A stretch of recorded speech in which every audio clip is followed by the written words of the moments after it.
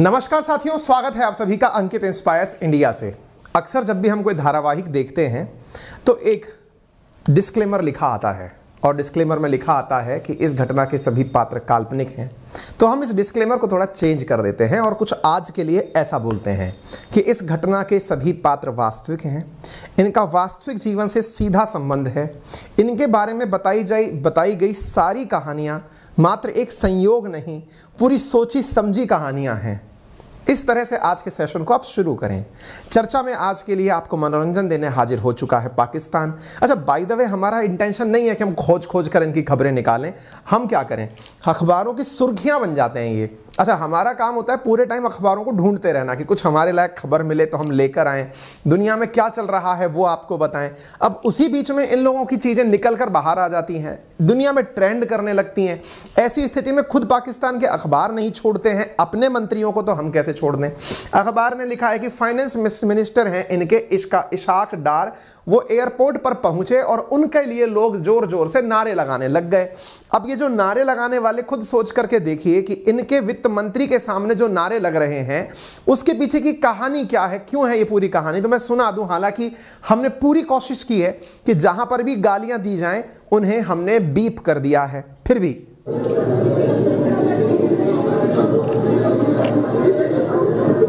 ये कोई भाई साहब हैं,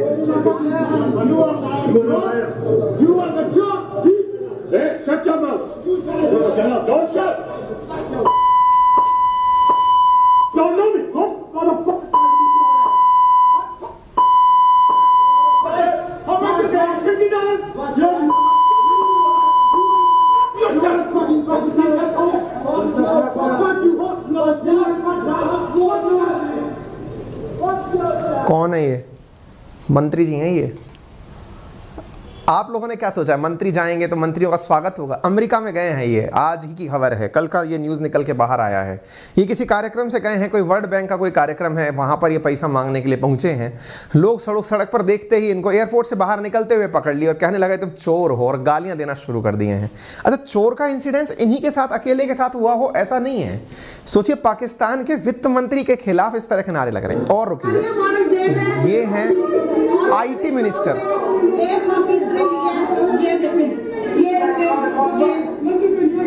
बगैरत जो बंदा होता है ना, उसे कोई शर्म नहीं आती, वो चाहे डूब के मर जाए।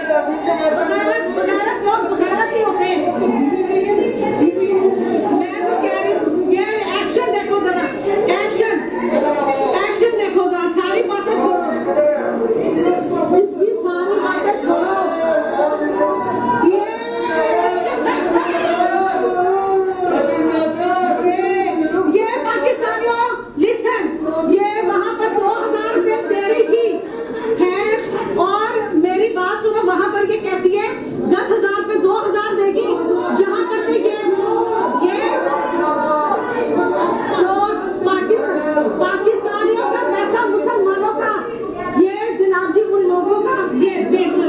ये कौन है? ये मरियम औरंगजेब है। मरियम औरंगजेब कौन है? इनके यहाँ की IT मिनिस्टर है।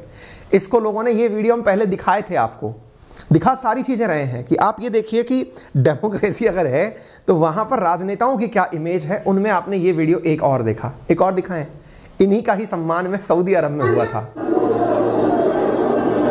अप्रैल 29 की खबर है ये।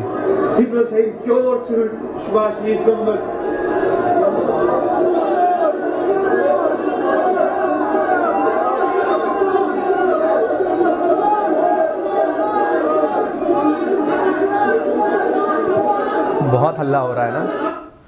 ये जो भी आवाज़ें आप सब सुन रहे हैं, इन सारी आवाज़ों के पीछे पाकिस्तान की सरकार की बिगड़ी हुई इमेज है। और पाकिस्तान में पक्ष और विपक्ष अब अंतर्राष्ट्रीय रूप से लड़ाई लड़ता है। यानी कि पाकिस्तान में इमरान खान के समर्थक या फिर पाकिस्तानी जो लोग ये मानते हैं कि शहबाज शरीफ पैसे लेकर के सरकार में पहुंचे हैं, पूरी तरह से बिक करके अमेरिका से फिर सरकार में पहुंचे हैं, वही लोग जहां इन नेताओं को देखते हैं दुनिया में कहीं भी, इनके खिलाफ नारेबाजी शुरू कर देते हैं। ये कोई इंडिया के द्वारा प्रमोटेड नहीं है। आप इनके मतलब हाव भाव से, इनके बोलने के एसेंट से, इनके पहनावे से भी अंदाजा लगा सकते हैं कि इंडिया इनको प्रवोक करने के लिए इस तरह की हरकत नहीं करेगा। हाँ, संभव है कि ये लोग जरूर ये बोल दें कि इंडिया ने ऐसा करवाया है। हो क्यों रहा है ऐसा? हो इसलिए रहा है जनाब। थोड़ा आगे की खबर सुनिए अब आप। Report of massive corruption. आपको याद है हाल ही के समय में पाकिस्तान के अंदर हालात कुछ ऐसे हैं कि यहां की सरकार ने $40 बिलियन का नुकसान होने की सूचना जग जाहिर की है। किस बात के लिए? कि इनके यहां फ्लड से इतना नुकसान हो गया है। न्यूज क्या निकल के आ रही है? न्यूज ये निकल के आ रही है कि यहां पर मैसिव करप्शन चल रहा है। यहां पर फ्लड रिलीफ के नाम पर जो धन आया है दुनिया भर से, उसे यहां के सरकारी लोग लूट लूट कर अपने घर ले जा रहे हैं।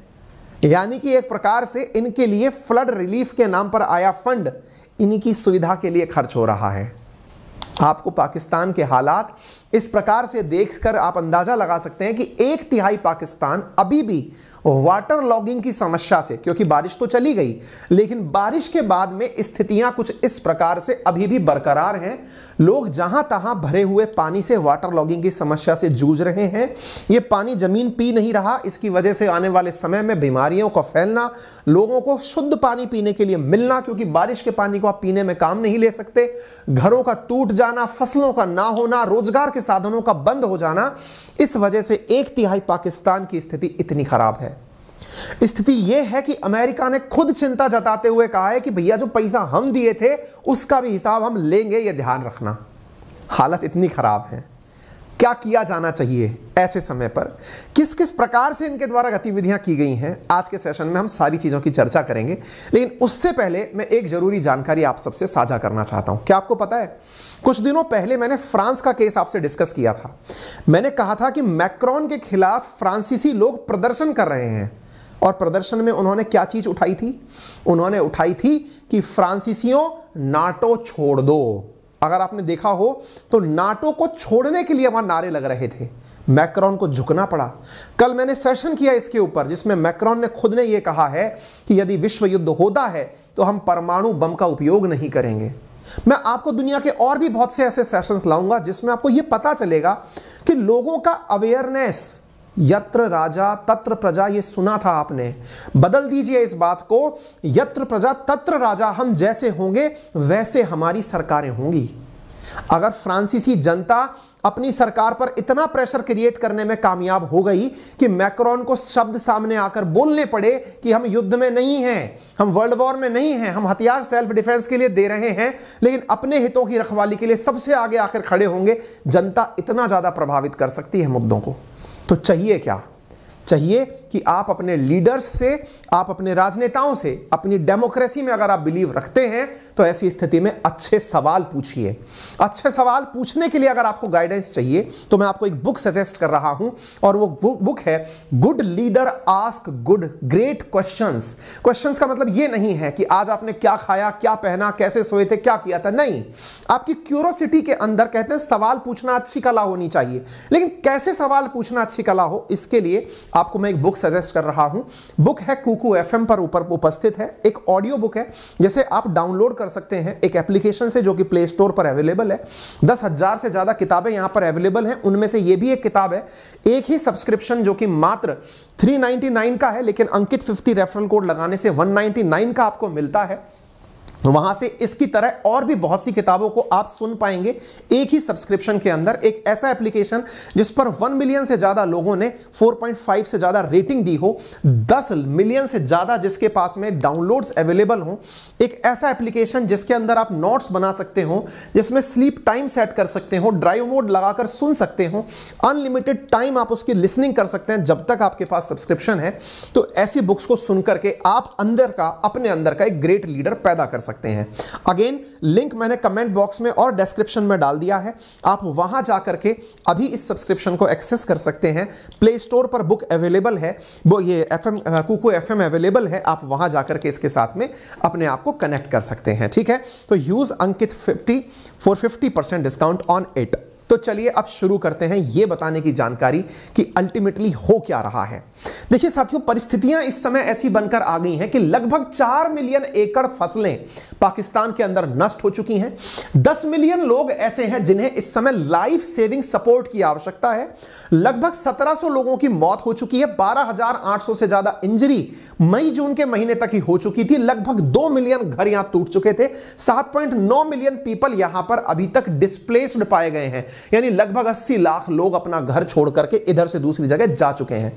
हालात का अंदाजा इस बात से लगाया जा सकता है कि अक्टूबर के प्रथम वीक में यूएनएचआरसी ने खुद दुनिया से 66 मिलियन यूएस डॉलर का फंड मांगा था ताकि पाकिस्तान में फ्लड के अंदर जो लोग जी रहे हैं उनको बचाया जा सके। यूएन ने खुद दुनिया भर से कहा है कि पाकिस्तान के फ्लड रिलीफ के लिए आगे आना चाहिए। यह परसों की खबर है, अक्टूबर 12 की खबर है।